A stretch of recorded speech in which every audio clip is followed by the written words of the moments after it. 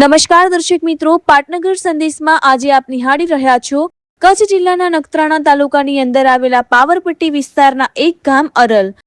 આ ગામ કચ્છ આખામાં વસતા અને ભારત આખામાં વસતા કેસરાણી છાબૈયા પરિવારનું પિતૃસ્થાનક ગોવા બાપાનું સ્થાન કહેવાય. આજે અષાઢી બીજ હોતા ભારત આખાના કેસરાણી છપૈયા પરિવાર અહીંયા એકત્રિત થયો હતો અને એમના પિતૃ ગોવા બાપાની આરતી ઉતારી પ્રસાદ, ત્યારબાદ વડીલોના આશીર્વાદ, યુવાનોની વાતો. એની અંદર અમારા પાટનગર સંદેશના પત્રકાર કમલેશભાઈ પટેલ પણ કેસરાણી છાબિયા એમને એના ઉદ્બોધનમાં પરિવારના યુવાનો, દીકરીઓ, વડીલો બધાને પરિવારના હિતની વાતો કરી હતી. અને પર્યાવરણના સંદેશ, પાણી બચાવવાનો સંદેશ, સ્વચ્છતા અભિયાન, નીતિમત્તા, પ્રાકૃતિક ખેતી એટલે કે ગાય આધારિત ઝીરો બજેટની ખેતી, આ બધી જ વાતની ભલામણ શ્રી નરેન્દ્રભાઈ મોદીની સરકાર કરી રહી છે.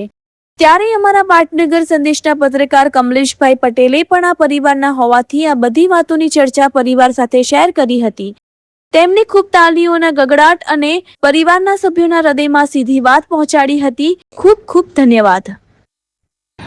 સ્ટેજ પર વિરાજમાન ટૂંકમાં જ વાત કરવી છે બધા જ હોદ્દેદારો જેમને આ કર્મઠ કાર્ય કરીને આ આખો શહેર આપણા માટે બનાવ્યો છે, છાબૈયા પરિવાર માટે. બીજી વાત ટૂંકમાં જ કહેવાની વાત છે, બધા ઘણા ઓપન મંચમાં આવશે. સમજણની વૃદ્ધિ એ જ પરિવારની સમૃદ્ધિ. સરદાર વલ્લભભાઈ પટેલની વાત, ઘરની વાત ઘરમાં રાખો, સાચું કહેવાની હિંમત રાખો અને કાળનું સિંહ જેવું રાખો. એટલે મારા યુવાન મિત્રોને હું કહું છું, તમે વક્તૃત્વ કરી શકશો તો જ નેતૃત્વ કરી શકશો. એ તો યુવાન મિત્રો અને દીકરીઓ પોતાની સમાજની સમજણની વૃદ્ધિ એટલે સમાજની સમૃદ્ધિ. આપણે એકબીજાને સમજણમાં સપોર્ટ, એકબીજામાં પુરાવીને આપણે જે આ આખું મોટું આયોજન, તમને ખબર હતી પહેલા અહીંયા કાંઈ નહોતું, પણ આ કર્મઠ કાર્યકરોએ, દાતાઓએ જે દાન આપ્યા, 10 વર્ષ સુધી આ દાન ચૂકેવા નથી ભોજનના, એટલું આપણે છાબૈયા પરિવાર માટે તાળી પાડવી પડે.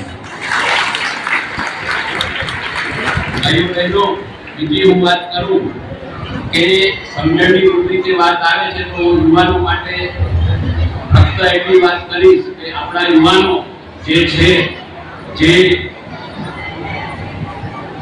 ભણવાની પરિસ્થિતિમાં છે એટલે કે ભણી રહ્યા છે, તો હું 11 વર્ષથી ઉપરના યુવાનો માટે એટલું જ કહીશ, તમને જીવનમાં સફળ થવું હોય તો તમારી દિનચર્યા, સૂર્યોદય પહેલા ઉઠો, સવારે નાહી ધોઈ આપણા ઈષ્ટદેવની પ્રાર્થના કરી પછી નાસ્તો કરો, કોલેજ કે સ્કૂલમાં જવા માટે વ્યવસ્થિત જે કરો તે બેસ્ટ કરો. એના ભાગરૂપે તૈયાર થઈ માતા પિતાને પગે લાગીને પછી જ કોલેજમાં જવું અને કોલેજમાં મન લગાવીને ભણવું. કુસંગત હોય એનાથી દૂર રહેવું. આ મારી ટૂંકમાં સુખી ભલામણ છે. એવી જ રીતે મારી દીકરીઓ આજે બહુ હોશિયાર છે, બધી જ બેઠી છે. એમને મારે એટલું જ કહેવું છે, દીકરીઓ તમે કેટલા મા બાપે તમને મોટા કર્યા, પાલ્યા, પોસ્યા, બધું જ પ્રેમ આપ્યો, પણ જ્યારે કોઈક એવી વસ્તુ આપણા સમાજમાં આ કિસ્સા બની રહ્યા છે એટલે હું આ સ્ટેજ ઉપર છે મારો પરિવાર છે એટલે વાત કરું છું. દીકરીઓ જ્યારે બેઠી હોય, યુવાન અવસ્થામાં હોય, ત્યારે એની માતાઓને પણ ટકો. દીકરીને ફોન આપો, યુવાન થાય, હું તો કહું કોલેજ પછી જપાય, પણ આપી દીધો હોય અને દીકરી બધાની વચ્ચે બેઠેલી હોય, સ્વાભાવિક છે મામા, માસી, કોઈ યુવાનો ફોન આવે, દીકરી વાત કરે એ આપણે સમજીએ, પણ જ્યારે ફોન આવે ત્યારે એ દીકરી બીજા રૂમમાં જાય ત્યારે માતાઓએ આ વસ્તુ ઉપર ખૂબ જ ધ્યાન રાખવું જરૂરી છે. શબ્દો આ શા માટે કહું છું, આજની તારીખમાં ગુજરાત સરકાર, મેં તો આંકડા લીધા છે, આપણી જ પટેલની દીકરીઓ જે બહેનોને ખોટી જગ્યાએ ખોટા વિધર્મીઓ દ્વારા ફસાવવામાં આવે છે, બીજી જ્ઞાતિઓ દ્વારા, ભલે જ્ઞાતિ વાત આપણે નથી કરતા, પણ દીકરીઓ એટલું ધ્યાન રાખે, જેમને તમે પાળ્યા, પોસ્યા, મોટા કર્યા, એમના પ્રેમને દૂર કરીને બીજાના માટે તમે ભાગી જાઓ છો. અને એ દીકરીની હાલત શું થાય તમને ટૂંકમાં કહેવા મારું જોયેલું છે. કારણ એ દીકરીઓ જ્યારે એવા વ્યક્તિઓ જોડે, એવા યુવાનો જોડે ભાગી જાય, થોડાક દિવસ એને સારી રાખે. શબ્દ બોલવો કઠિન છે પણ આ વાસ્તવિકતા છે.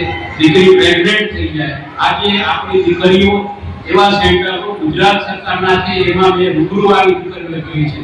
નાનું બાળક હોય, કોઈને પૂછ્યા વાળું ના હોય, તો મારી દીકરીઓ, મારી બહેનો, જો મારો પરિવાર છે એટલે આ વાત કરું છું. વાત સારી લાગી હોય તો હાથ ઊંચા કરો, ધ્યાન રાખજો. એવી જ રીતે મારા વડીલો આ બધા જ બેઠા છે.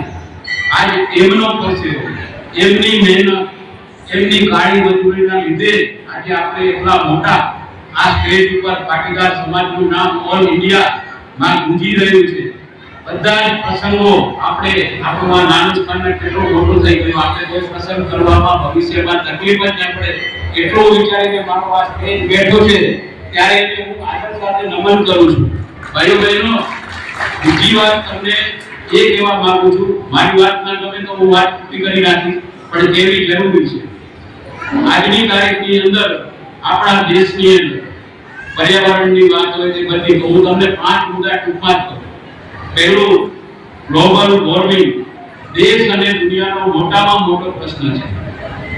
આ પ્રશ્ન એટલો મોટો છે કે આ પ્રશ્નને નરેન્દ્ર મોદી સાહેબ વિકસિત દેશોમાં એમના સચિવો, વડાપ્રધાનો જોડે ચર્ચા કરી અને વીજળી કે ઇલેક્ટ્રિક સાધનો ચાલશે તો પ્રદૂષણ નહીં થાય, અને ખેડૂતો બિચારા વિરોધ કરે એમાં વાંધો નથી, એને પણ એનું વળતર મળવું જોઈએ.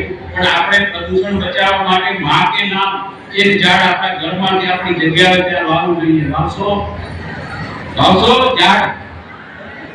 એના પછી તંદુરસ્ત શરીર માટે તંદુરસ્ત મન હોવું જરૂરી છે. તો આના લીધે આપણો ખોરાક સંપૂર્ણ શુદ્ધ, અને જે બહારનું વિદેશી કંપનીઓ છે, ટોમિનો, પીઝા, થમ્સ અપ, કોકો-કોલા, એનો બહિષ્કાર કરી અને આપણી સરકારી સ્વદેશી કંપનીઓનો ઉપયોગ કરીએ તો આપણું ચલણ પણ વધશે અને તમારા શરીર પણ નહીં બગડે. યુવાનોને ખાસ આ.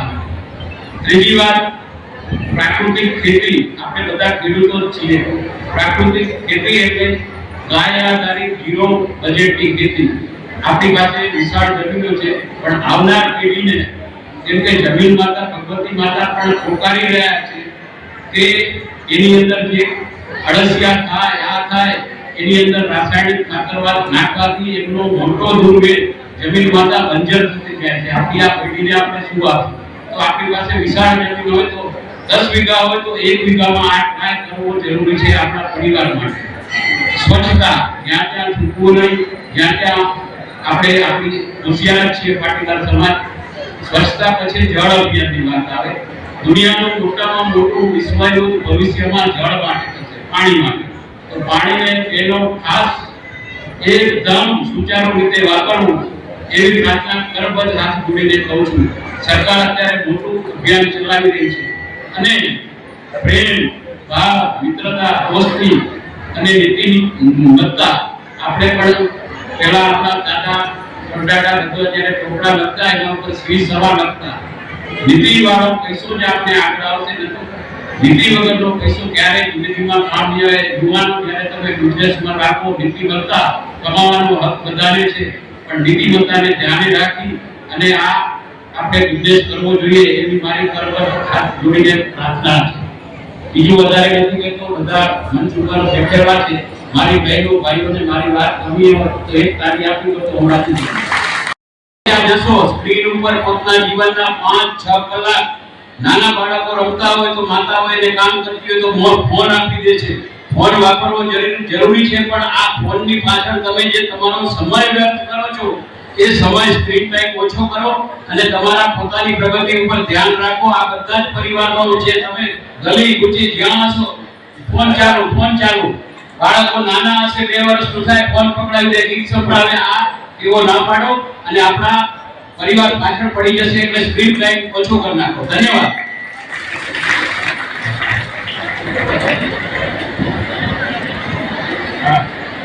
મારો પેલા વિડીયો મૂકી દેજો. પછી બોલો મળો.